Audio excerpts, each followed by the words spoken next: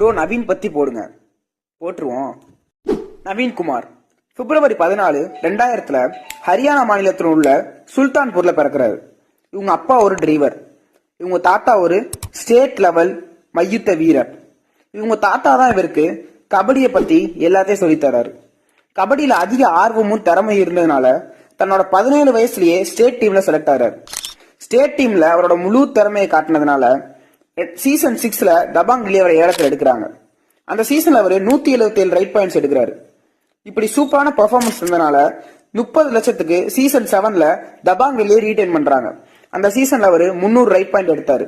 அது மட்டும் இல்லாம சீசன் 8லயும் தபாங் வெளியே 90 லட்சத்துக்கு ரீடைன் பண்ணி அந்த சீசன்ல நவீன்குமார் தபாங் வெளிய டைட்டில் வின் பண்ண வைக்கிறாரு. அண்ட் ஃபைனலி இப்ப தன்னோட 19 வயசுல இந்தியன் கபடி டீம்ல டெபியூ பண்ணி அந்த நவீன் எக்ஸ்பிரஸ் நிக்காம ஓடிக்கிட்டு இருக்கு. இந்த